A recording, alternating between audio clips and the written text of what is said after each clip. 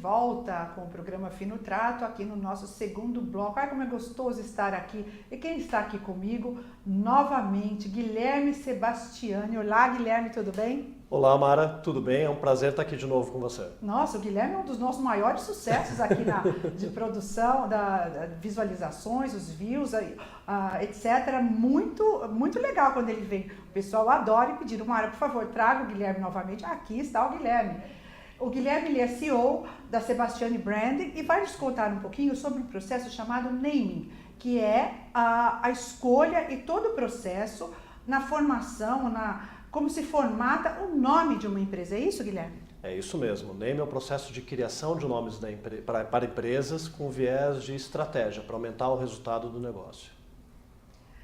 Ou seja, existe todo um processo que nós leigos desconhecemos e eu fiquei surpresa aqui em São Paulo, conversando com algumas empresas, alguns executivos que por uma questão ética, eu não vou citar o nome, são clientes do Sebastiani, não sei se no caso depois você pode citar ou não, e o processo que existe para que haja essa escolha seja a mais eficaz, seja feita de uma maneira eficaz e com resultados ímpares. Como se dá essa escolha? Eu fiquei assim, a gente não tem essa ideia, não é? É um processo bastante interessante, né? Todo mundo, quando vai montar a empresa, começa a pensar no negócio, na operação, e quando está em vias de se lançar no mercado, para e pensa, mas qual vai ser o nome da minha empresa, ou do meu produto, do meu serviço? E geralmente esse é um momento de agonia para o dono de uma empresa, porque ele começa a entrar no processo de tentar encontrar ou criar um nome que geralmente não é algo que ele tem muita familiaridade. Apesar de que qualquer um pode criar um ótimo nome. A dificuldade hoje não é o processo de criação em si. O problema é que, para que você tenha exclusividade daquele nome no teu segmento, ele deve ser registrado no INPI, que é o Instituto Nacional de Propriedade Industrial. Então, se naquele segmento já houver uma empresa com o mesmo nome, com nome parecido, você não vai poder utilizá-lo. E aí é que começa a agonia do empresário quando ele descobre isso, porque todos os nomes que ele criou e que ele gostou, eventualmente já foram registrados. E é aí que entra a Sebastiani Brand ou outras empresas que também fazem esse serviço. Aí, ou seja, se parte da estaca zero, vamos supor, o empresário escolheu um determinado nome e ele verificou quando foi fazer o registro de marcas no INPI que esse nome já está ou registrado ou em processo de registro com um pedido anterior ao dele. Ou seja, ele não vai conseguir essa marca. Não. Aí vem primeiramente o período, a fase da agonia e depois vem um segundo período onde eu creio que ele vai buscar uma segunda opção. Exato. A partir do momento que ele passa por cima dos primeiros nomes, das primeiras ideias, ele começa a considerar, ok, o que pode ser um bom nome para a minha empresa? E o problema é que muitas vezes ele cai na armadilha do gosto.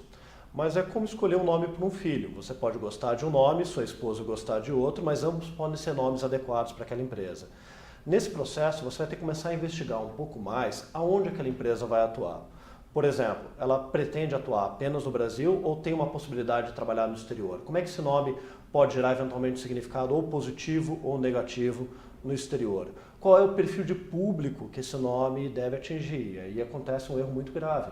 Às vezes, executivos que estão numa alta classe social estão criando produto para a classe C, mas no momento que eles buscam nomes que eles mesmos gostem, provavelmente esse não vai ser um nome adequado, porque o que cada público vai entender como um bom nome é diferente. O nome não é o nome do seu filho para você, é o nome do seu filho para o mundo, para os seus clientes. O filho, no final, é dele. Em outras palavras, não vai ter uma aderência para esse público. Você citou um executivo, vamos colocar de uma classe A ou B, vamos colocar dessa forma. Não vou colocar A, porque aí já é um universo muito exclusivo. E essa pessoa vai criar o seu próprio negócio para uma classe C ou D, enfim. O que para ele valoriza e é muito claro, é muito óbvio, não vai ter nenhum impacto para esse público que ele está buscando, é isso? Ou vai ter um impacto que é diferente daquele que ele gostaria de provocar. É importante, quando a gente está definindo a estratégia da empresa, definir muito claramente como ela deseja ser vista por esse público. Sim. Como uma marca popular ou sofisticada, como uma marca tecnológica ou próxima, humana, como uma marca inovadora ou até mesmo de uma maneira positiva, como uma marca tradicional. E o nome vai criar uma primeira impressão no teu público independente da sua intenção. Então o ideal é que você busque um nome que crie o primeiro impacto positivo. Isso a gente pode dar um exemplo para ficar mais simples com o nome de pessoas. Alfredo é um nome que evoca uma imagem bastante tradicional. Tradicional. E dificilmente você vai, se você der o seu nome do seu filho de Alfredo, ele vai parecer uma pessoa arrojada e inovadora. É um pouco o preconceito social, cultural que a gente tem, mas a mesma coisa acontece com as marcas. Quando você pega, por exemplo, nomes de hotéis sofisticados, geralmente eles são nomes longos, ou em francês, né, o Renaissance. E esses nomes acabam evocando nesse segmento uma tradição, uma sofisticação. Enquanto, por exemplo, os hotéis populares, Ibis. todos têm nomes curtos, rápidos, fáceis. Né? Como o Ibis, por exemplo. Dá a impressão, você falando assim, é aquela coisa bem, para todo mundo. Exato, é no simples, bom sentido, é fácil. Para todas as classes. Não desmerecendo a marca, pelo amor de Deus, mas algo muito, muito gostoso até, né? Ibis. Né? Simples, fácil, descomplicado. Descomplicado, é isso que eu quis dizer. Nada muito complicado. Agora você fala Renaissance. E realmente os dois hotéis, eu conheço os dois, conheço alguns Ibis e conheço o Renaissance. Realmente você percebe, são as duas palavras, os dois nomes são adequados para os seus respectivos públicos. Exato. Porque você entra no Renaissance, aquela suntuosidade, aquele serviço, enfim, muitos funcionários uniformizados, né, uma coisa mais pomposa, não é? E o Ibis é tudo muito leve, muito gostoso, parece que quase você está assim, né, bem mais descontraído. Agora imagine se você troca esses nomes de lugares, e ambos são bons nomes. O Ibis não seria um bom nome para um hotel de luxo, como o Renaissance não seria um bom nome para um hotel de classe econômica, né? Um hotel que tem uma proposta justamente de ser um hotel simples, fácil de viagem. Então, o importante é pensar sempre qual é essa primeira impressão que o nome vai causar. E ele vai causar uma primeira impressão, quer você queira, quer não. Quer não. E muitas vezes, como você falou, o empresário no início que estava formatando o seu negócio, quando ele vai pensar no nome, ele não tem essa percepção fina, vamos dizer assim. E nós, como temos esse exemplo agora, são nomes que de cara eles já trazem uma mensagem, não é? E aí o risco do empresário que está criando o próprio nome, embora novamente, muitos dos melhores nomes que eu já vi foram criados pelos próprios donos de empresa, não tem nenhuma barreira, mas o risco é esse apego pessoal. No momento que ele se apega ao nome de uma maneira emocional, ele deixa de avaliar a qualidade daquele nome. Sim. E aí, no momento que ele descobre que aquela marca não pode ser registrada, todo nome que ele vai procurar esse mesmo processo de identificação. Sim. Só que tem um detalhe, nós somos todos públicos de diversas marcas. Nós dificilmente, ou talvez nunca na nossa vida, nós vamos passar na frente de uma empresa ou de um produto numa gôndola de supermercado e falar: nossa, uau, que nome! Mas o empresário busca essa emoção. E embora eu acredite que ninguém vai cuidar bem da sua marca se não estiver satisfeito com o nome da sua empresa, você tem que buscar um nome que efetivamente vai ter uma percepção positiva no teu público. Então essa é uma barreira que você tem que efetivamente vencer. É um dos principais riscos que se tem no processo de criação de um nome. Vou te fazer uma pergunta, não sei se você tem esse dado ou esse dado aproximado. Em questão de empresas novas, hoje quantos % procuram uma empresa especializada na questão da marca, do nome? Vamos falar em São Paulo capital, que eu acho que é uma vitrine para o Brasil. Olha, ainda são muito poucas. Muito poucas. Mas a questão o dado que eu tenho que eu posso compartilhar com você é que apenas no primeiro trimestre de 2013, no Brasil foram abertas mais de 430 mil empresas, acho que o dado é 432, uns quebrados. Okay. É um número muito grande de empresas criando ali nomes. O que acontece também é que muitos dos nomes que são criados com essa questão do gosto pessoal, têm não só problemas de não poderem ser registrados, mas também tem um outro tipo de classificação, que é o nome genérico. É um nome que você pode usar, mas que seu vizinho também pode usar. Vou dar um exemplo muito comum. Existem mais de 30 marcas de restaurantes registradas no INPI com o nome Empório dos Sabores. É um nome comum. Se você busca uma exclusividade para sua marca, você não pode cair no nome comum, porque você vai poder registrar e qualquer um vai poder registrar. Não tem exclusividade? Nome genérico? Você não pode ter o domínio. Eu achei que tivesse, como você falou, que exemplo você deu, Sebastião? Empório dos Sabores. É um nome genérico. Eu achei que uma vez que tivesse um registro, outra empresa similar não pudesse. A regra é exatamente essa que você colocou, mas quando várias empresas registram o mesmo nome e nenhuma briga com a outra, ele passa a ser um nome genérico. Não há oposição no INPI, seria isso? Exato, se não houve oposição. Mas acontece também da seguinte situação. Na área de alimentação, você não pode ter exclusividade da palavra sabores, porque é algo designativo. E ao mesmo tempo nem da palavra empório, porque diz respeito ao lugar. E a maior parte dos primeiros nomes que todos nós, inclusive nós que trabalhamos com marcas, pensamos durante o processo de criação, são nomes ou que já foram registrados ou nomes genéricos. Então eu preciso não vai dar uma exclusividade. Não vai ter exclusividade. Então eu preciso um pouco de coragem de criar, pôr para fora e jogar fora e começar de novo. É isso. É um processo longo. Longo quanto? Como você falou, você tem uma estimativa de tempo? Um processo de criação de nome, se o cliente está altamente envolvido e a gente tem uma dinâmica do qual ele participa, que se mostrou talvez um dos processos mais efetivos, gera uma quantidade grande de nomes em uma semana.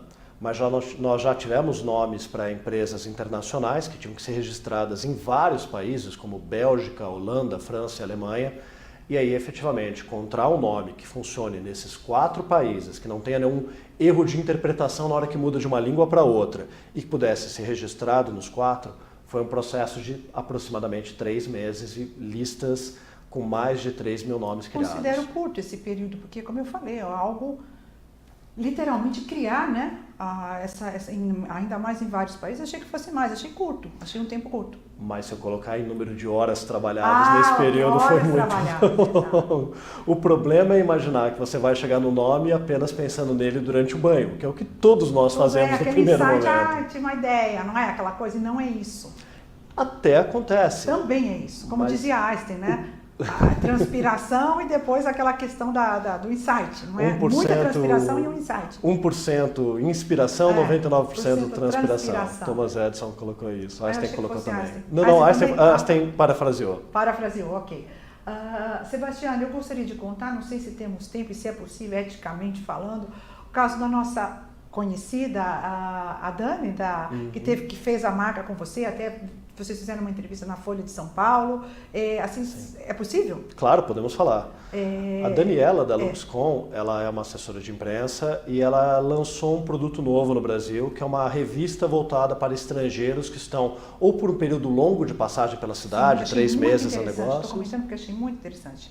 É bem bacana. Ou então questão de mudança para o Brasil. Esse tipo de revista é comum no exterior, como inclusive no Japão, revistas feitas para estrangeiros.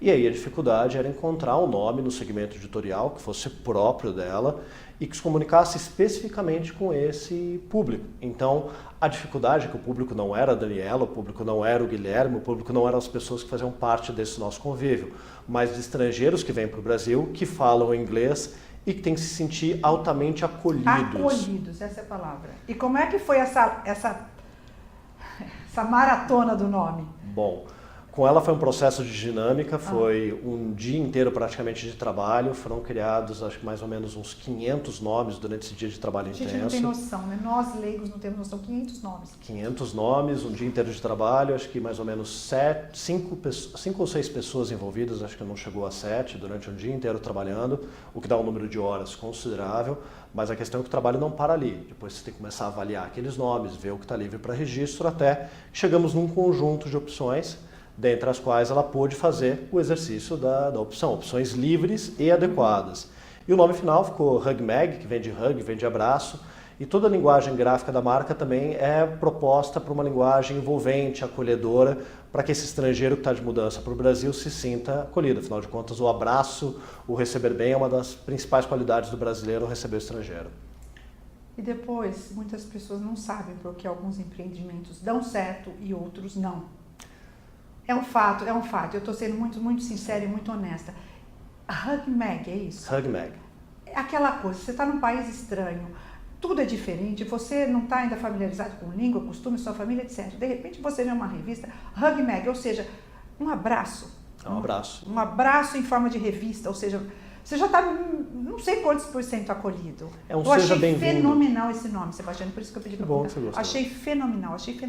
Foi esse que, não teremos tempo hábil, mas foi a respeito dessa, que vocês fizeram uma reportagem, a Folha de São Paulo fez uma reportagem que você, foi esse nome ou não? Foi falou desse nome, mas falou também da Amplia, né, que foi o nome de um... Olha esse nome, gente, Amplia, que bárbaro. Gente, eu me sinto, eu já estou uma viajada com esse nome. É simples, mas ele... É sutil, Amplia. E ele evoca uma qualidade dessa empresa em particular, que trabalha com desenvolvimento de mobiliário, soluções em aço inox, madeira. Eles que fizeram, por exemplo, toda a parte do sofá e mesa do Jô Soares, do programa do Jô Soares.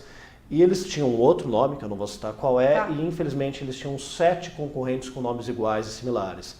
Então eles recebiam indicações e muitas vezes aquele indicado chegava no concorrente, não neles. Por isso a exclusividade é tão importante. Tão importante. Amei, Amplia.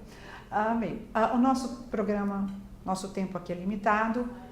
Você já está sempre super convidado, trazendo essas informações. Não vou chamar de dica, tá? Porque não são dicas eu acho que essas informações que tanto nos ajudam. Eu adoro essas sacadas, eu adoro isso, sabe?